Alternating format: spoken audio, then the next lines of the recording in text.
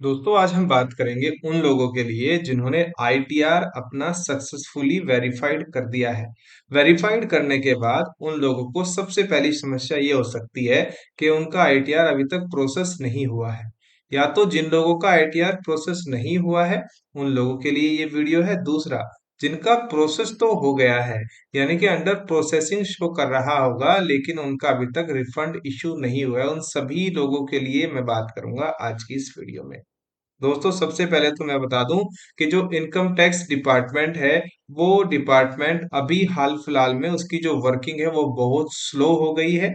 Slow कहूं या close कह दूं तो ये भी बहुत सही वर्ड होगा, क्योंकि पिछले कुछ दिनों से देखने में मिल रहा है कि इनकम टैक्स डिपार्टमेंट बिल्कुल भी अपने जो आईटीआर फाइल किए हैं, आप लोगों ने वेरीफाई किए हैं, उस पर बिल्कुल भी काम नहीं कर रहा है। ऐसा मैं क्यों कह रहा हूं? मैं नहीं बोल रहा हूं, ये डाटा बोल रहा है। चलिए दिखाता हूं। दोस्तों यहाँ पर आप देखिए, आप सभी को दिखेगा। ये सारे के सारे आईटीआर्स का डिटेल है और यहाँ पर देखिए आप सभी को सारी चीजें देखने को मिलेंगी। अगर आपने हमारी कल की वीडियो देखी है तो वहां पर आप सभी को ये सेम डाटा दिखेगा। और ये 18 जुलाई का डाटा है। कल मैं 17 जुलाई का डाटा ऑलरेडी अपडेट कर चुका हूँ। यहाँ पर आप देखिए टोटल रजिस्टर यूजर्स हैं 13 करोड़ 13 लाख। उसमें से जो आईटीआर फाइल हुए हैं 1 करोड़ 46 लाख। और जो आईटीआर वेरीफाई हुए हैं 1 करोड़ 42 लाख। तो ज्यादातर लोग जो मेरी वीडियोस देख रहे हैं वो इस कैटेगरी वाले हैं।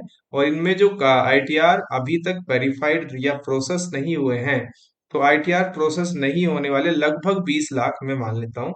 20 लाख ऐसे लोग हैं जिनके आईटीआर अभी प्रोसेस नहीं किए गए हैं इनकम टैक्स डिपार्टमेंट की तरफ से। तो ऐसे लोगों को मैं बता दूं कि अभी हाल फिलहाल में बहुत ज्यादा कमेंट करना या बहुत ज्यादा वीडियो देखने की जरूरत नहीं है। केवल और केवल आपको वेट करना है, क्योंकि इनकम टैक्स डिपार्टमेंट अभी हाल फिलहाल में आईटीआर फॉर्म 3 अवेलेबल कराने में लगा हुआ है। आईटीआर फॉर्म 3 आपको जल्द ऑनलाइन अवेलेबल हो जाएंगे। हालांकि अभी भी भरे जा रहे हैं, लेकिन वो अभी आप एक्सेल में भर के उनको सबमिट करते हैं तो अभी वो वाली प्रोसेस चल रही है।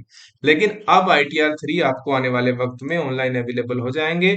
आईटीआर 1, आईटीआर 2 और आईटीआर 4, ये तीनों फॉर्म आप सभी के लिए ऑनलाइन अवेलेबल हैं। आप सभी चाहें तो अपने तीनों फॉर्म्स फिल कर सकते हैं। और जो मैं रिवाइज रिटर्न की बात कर रहा था, कल की वीडियो में मैंने आप सभी को प्रोसेस भी बता दिया कि किस तरह से आप अपना रिवाइज रिटर्न प्रोसेस कर सकते हैं।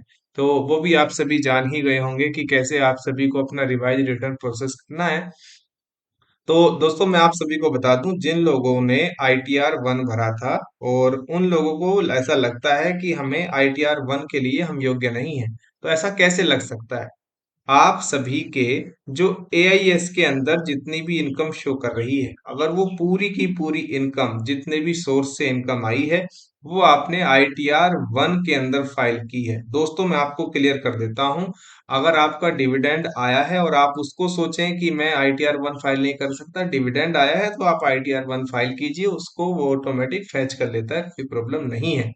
लेकिन अगर आपने मान लो म्यूचुअल फंड्स बेचे हैं, तो आपको आईटीआर 1 नहीं लागू है।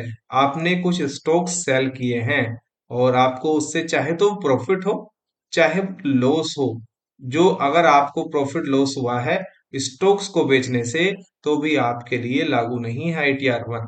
अगर आपने कोई लॉटरी, जैसे कि जितने भी प्रकार के गेम्स हैं, बहुत सारे गेम्स हैं, वो खेले हैं और उससे जो आपको पैसा मिला है, और ऐसे छोटा मोटा अमाउंट नहीं, कोई बड़ा अमाउंट मिला है 10,000 या 20,000 या इस तरह का कोई अमाउंट आपको वहां से लॉटरी से रिसीव हुआ है, और वो ज्यादातर जगहों पर शो करता है, आपके एआईएस को आप अच्छे से देखेंगे तो वहां पर वो भी शो करेगा। तो ऐसे में आप सभी के लिए ये जो आईटीआर 1 है ये लागू नहीं है। आईटीआर 1 केवल उन्हीं लोगों के लिए लागू है जो सैलरीड पर्सन है, और ज्यादातर जो अमाउंट है उनका वो सैलरी से आता है।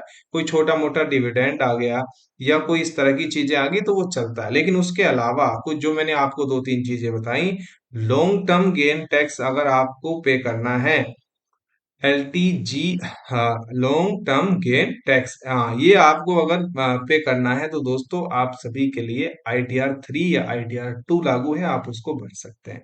अब अगर गलती हो गई है तो कोई दिक्कत वाली बात नहीं है, अभी भी आप इसको रिवाइज कर सकते हैं। और जैसे ही आप हम कई लोगों का रिवाइज कर रहे हैं, रिवाइज की रिक्वेस्ट भी कई लोगों की आ रही है, तो आप सभी को क्या करना है, आप सभी को रिवाइज करना है। और रिवाइज करने के बाद आप सभी अपने आईटीआर को करेक्ट फाइल कीजिए दोस्तों। आप सभी अपने आईटीआर को करेक्ट फाइल कीजिए, गलती करने की जरूरत नहीं, क्योंकि ये दोस्तों आपका ट्रैक रिकॉर्ड बताता है और आपका ट्रैक रिकॉर्ड सही होना चाहिए, आपका ट्रैक रिकॉर्ड खराब नहीं होना चाहिए। तो उन लोगों के लिए भी मैंने बता दिया जिन लोगों का आईटीआर प्रोसेस हो गया है, और वो लोग यहाँ पर परेशान होने की जरूरत नहीं है। उन लोगों को आपका आईटीआर आ जाएगा, प्रोसेस हो जाएगा। जैसे ही होगा मैं आपको वीडियो बनाकर बता दूंगा, लेकिन उसके लिए आपको क्या करना होगा, चैनल को सब्सक्राइब करके बेल आइकन दबाना होगा। और साथ ही साथ वीडियो को लाइक जरूर करें दोस्तों, अगर आप देख रहे हैं, और कमेंट भी कर सकते हैं, अगर आप चाहें तो कमेंट भी करके हमें बता सकते हैं कि वीडियो आपको कैसा लगा। आप सभी का वीडियो देखने के लिए बहुत बहुत धन्यवाद।